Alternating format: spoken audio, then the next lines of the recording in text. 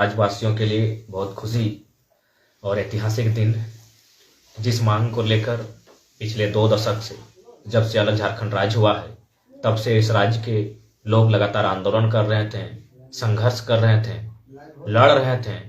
आज उसे कहीं न कहीं एक खुशी मिली है जब वर्तमान राज्य सरकार ने विधानसभा के भीतर उस प्रस्ताव को पारित करने का, क्योंकि अभी तक विधायकों को डर था, अब डर सांसदों को होना चाहिए, अब डर दिल्ली को होना चाहिए। तो इसलिए बेशक खुशियों का समय है, लेकिन अपितु आश्वस्त ना हो जाए, अपितु खुशियों में इतना मग्न ना हो जाए कि हम लोग भविष्य का अंदाजा ना लगा। और बाहरी पट्टी यानी जो हमारे राज्य की नहीं है, हमारे राज्य की यानी जिसमें नाम, जो हमारे राज्य के नाम से संचालित होती है, जो क्षेत्रियां हैं, लेकिन जो पूरे सेंट्रल के लिए कार्य करती है वो झारखंड के लिए बाहरी कहेंगे, क्योंकि आज तक उन्होंने जो भी है, आप देख सकते हैं, उनके विधायक बनना, उनका सांसद बनना मैक्सिमम अन्य राज्यों के लोग होते हैं।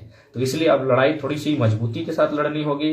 और मेरा मानना, हो सके आप किस स्तर से देख रहे हैं या आप अभी आश्वस्त हो जा रहे हैं, लेकिन मुझे अभी भी इस नीति को लेकर जो केंद्र के पास भेजा गया है, अभी बहुत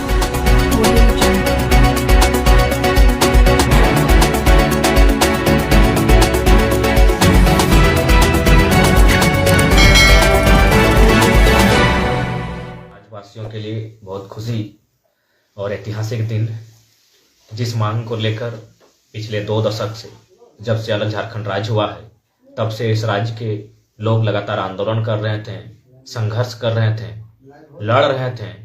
आज उसे कहीं न कहीं एक खुशी मिली है जब वर्तमान राज्य सरकार ने विधानसभा के भीतर उस प्रस्ताव को पारित करने का कार्य किया है। तो सबसे पहले वर्तमान राज्य सरकार का आभार, धन्यवाद, जोहार। लेकिन साथ ही साथ राज्य की जनता से संदेश और अपील होगा कि अभी पूरी तरह से खुशियां मनाने का वक्त नहीं है, क्योंकि यह मामला अनुसूची 9 का है। अनुसूची 9 यानी भारतीय संविधान, यानी केंद्र, यानी संसद। अभी हमारी लड़ाई और बृहद होगी और व्यापक होगी, क्योंकि अब हमें राज्य सरकार को नहीं, केंद्र सरकार में बैठे रहनुमाओं को भी बैकफुट पर लाना होगा। अब हमारी लड़ाई और चैलेंजिंग होगी, चुनौतीपूर्ण होगा और मजबूती के साथ लड़ना होगा, क्योंकि ये मामला अनुसूची 9 का है, यानी मामला अब संसद तक जाएगी।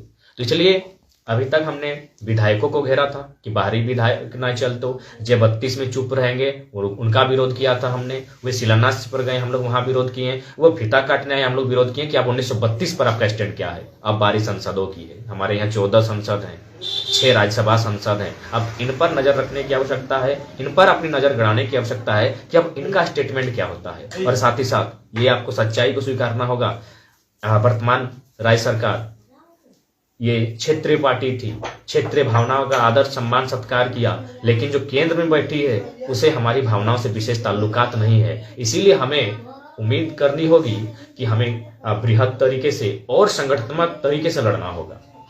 अभी तक इस लड़ाई में जिनका योगदान रहा उनका आभार, साभार, लेकिन अब योगदान सबका पूरे राज्य का ज्यादा होने की संभावना होनी चाहिए, तभी हम लोग केंद्र से लड़ पाएंगे, क्योंकि अब सवाल केंद्र का है। अब उनके हाथों में इस नीति को पूर्णतः लागू करने की बागडोर होगी। ऐसे में उन्हें भी आभास कराना होगा कि उनका जनाधार झारखंड में जनता इस मुद्दे को लेकर, इस नीति को लेकर किस प्रकार आंदोलनित है और किस प्रकार आग बबूला होकर पिछले साल भर से आंदोलन कर रही है।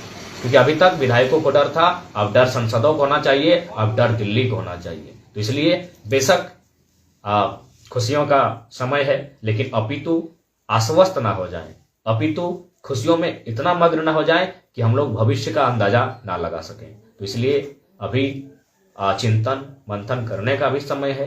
हमें थोड़ा सा चिंतन मंथन मनन करना होगा कि अब क्या करना है। और साथ ही स्पष्ट शब्दों में कहना यही चाहेंगे और संदेश यही देना चाहेंगे कि अभी लड़ाई का आगाज हुआ है, अंजाम बाकी है, अभी आगाज हुआ है। अभी 1932 हमारी जो महत्वपूर्ण मांग थी वह अभी विधानसभा में विधेयक बनकर पारित हुआ है। इसे संभवतः हो सके राज्यपाल महोदय के पास जाएगा, पुनः इसे दिल्ली का सफर करना होगा। तो दिल्ली में बहुत मजबूत, बहुत भयावह किस्म के लोग बैठे हैं, क्योंकि उनका सदैव झारखंड के लिए एक हाई दृष्टि रहा है। झारखंड को हमेशा उन्होंने एक केंद्र शासित, भले पूर्ण राज्य है लेकिन केंद्र शासित राज्य की दृष्टि से देखा है, आज भी यहाँ नीति नियम ना बना है तो इसके पीछे कहीं ना कहीं बाहरी पार्टियों का बहुत बड़ा रोल है। और बाहरी पार्टी यानी जो हमारे राज्य की नहीं है, हमारे राज्य की यानी जिसमें नाम, जो हमारे राज्य के नाम से संचालित होती है, जो क्षेत्रियां हैं, लेकिन जो पूरे सेंट्रल के लिए कार्य करती है वो झारखंड के लिए बाहरी कहेंगे, क्योंकि आज तक उन्होंने जो भी है, आप देख सकते हैं उनके विधायक बनना, उनका सांसद बनना मैक्सिमम अन्य राज्यों के लोग होते हैं। तो इसलिए अब लड़ाई थोड़ी सी मजबूती के साथ लड़नी होगी। और मेरा मानना, हो सके आप किस स्तर से देख रहे हैं या आप अभी आश्वस्त हो जा रहे हैं, लेकिन मुझे अभी भी इस नीति को लेकर जो केंद्र के पास भेजा गया है अभी बहुत संघर्ष बाकी है। इसलिए अपनी खुशियों का आपके सम्मान करते हैं, आदर करते हैं, लेकिन साथ ही साथ आश्वस्त ना रहें, यही अपील करना चाहेंगे। अभी हमें बहुत सारे मुद्दों पर लड़ना है, लड़ाई अभी बहुत सारी नीतियों के लिए लड़नी है, नहीं तो आने वाले 20-25 सालों में झारखंड केवल धुआं धुआं हो जाएगा और झारखंड एक खंडहर बनकर रह जाएगा। तो हमारा झारखंड सुंदर है, सोना झारखंड है, इसे खंडहर ना बनने दिया जाए, इसके लिए हमें आवश्यकता है आज जागरूक होने की। और इसी प्रकार जो पिछले साल भर से आंदोलन हो रहा था, आंदोलन करने की, लेकिन हाँ, अब आंदोलन झारखंड की सरजमी पर मुझे लगता है निर्णायक घड़ी में होगा, क्योंकि अब यदि आंदोलन को हम लोग आगे के लिए ले जाएंगे, कभी भी आंदोलन कंटिन्यू नहीं होते हैं, 20-25 वर्षों के अंतराल में होते हैं। अगर यह आंदोलन हम लोग का जरा सा भी चूक होता है तो अगर आने वाले 20-25 सालों बाद अगर यदि आंदोलन फिर खड़ा होगा तो मुझे लगता है तब तक झारखंड लूट चुका होगा, तब तक झारखंड खंडहर बन चुका होगा। इसलिए निर्णायक आंदोलन होगा। जो भी मुद्दे हैं, जितने भी मुद्दे हैं, उन सबको एक साथ जोड़कर इंक्लूड करते हुए बृहद करना होगा। बाकी राज्य के 3.25 करोड़ जनसंख्या से संचालित हमारा राज्य, उसे आवश्यकता थी एक नियम की। स्थानीयता यहाँ के कौन होंगे, वह नियम बनने के कगार पर है। तो राज्य के सभी जनता जनार्दन, 3.25 करोड़ की जनता का धन्यवाद, जिन्होंने इस आंदोलन में समर्थन प्रत्यक्ष रूप से अप्रत्यक्ष रूप से दिया। आगे भी बहुत सारे आंदोलन के लिए हम लोग रणनीति तैयार करेंगे, जिसमें जो राज्य के लिए कल्याणकारी होंगे, जो राज्य के लिए हित होंगे। और विशेष हमने स्पष्ट पहले भी कहा है, हम लोग आलोचना नीतियों की करते हैं, उपलब्धि नीतियों की गिनाते हैं, व्यक्ति और किसी मनुष्य की नहीं। अतः राज्य सरकार, वर्तमान राज्य सरकार का आभार, जिनके माध्यम से आज विधानसभा में यह नियम आ रहा है। लेकिन अगली लड़ाई हमारी केंद्र से है, क्योंकि यह दिल्ली तक गया है। और केंद्र की मंशा आप तो जानते हैं कि केंद्र, मुझे लगता है आज भी वो झारखंड को चारागाह की नज़र से देखती है, ताकि यहाँ मिनरल्स हैं। तो इसीलिए आज केंद्र को भी झारखंड की भावना का सम्मान करना होगा, केंद्र को भी झारखंड की इस नीति का स्वागत करना होगा। और झारखंड के लिए जो नीति, आज साथ ही CNT कानून का जन्म दिवस है, उन्हें जानना होगा कि आखिर CNT क्यों बना था। CNT इसीलिए बना था कि यहाँ के भोले वाले लोगों को कोई ठगे नहीं, यहाँ के भोले वाले लोगों की जमीनों को लूटे नहीं, लेकिन आज भी धड़ल्ले से जमीनें लूट रही हैं। तो 1932 अगर हमारे हाथ में आ भी गया, लेकिन यहाँ खनन नीति ना होगी, यहाँ विस्थापन नीति ना होगी, यहाँ हमें अधिकार नहीं मिलेगा, हमारी जमीनों को कोई फर्जी तरीके से बेच देंगे, कोई खरीद लेंगे, तो फिर 1932 का कोई लाभ नहीं होगा। इसीलिए 32 के साथ साथ उन मुद्दों को भी आपको बचा के रखना होगा, उन नीतियों को भी आपको सुरक्षित करना होगा, जिससे यहाँ के जनमानस सुरक्षित रह सके। इसमें प्रमुख होगा हमारी जमीनों को सुरक्षित रखना होगा, नदियों को सुरक्षित रखना होगा, नदियों का जल सुरक्षित रखना होगा। आपकी जानकारी के लिए आपने पेपर कटिंग के माध्यम से पढ़ा होगा कि BSL का पानी का दावा, पंचेत डैम की पानी का दावा BSL कंपनी करती है, और स्वर्णरेखा नदी का पानी का दावा टाटा कंपनी करती है।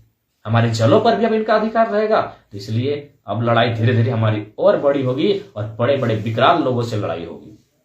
तो इसलिए थोड़ा सा सचेत रहेंगे, सावधान रहेंगे। बाकी खुशियों का समय है, खुशियां मनाएं, लेकिन आश्वस्त ना हो जाएं कि नीति पूरी तरह से आपके हाथों में आ चुकी है, क्योंकि अभी केंद्र तक का सफाई करना है। इसीलिए पैनी निगाहें रखें, नजर रखें, और आंदोलन के लिए प्रेरित रहें, क्योंकि ये निर्णायक आंदोलन होगा।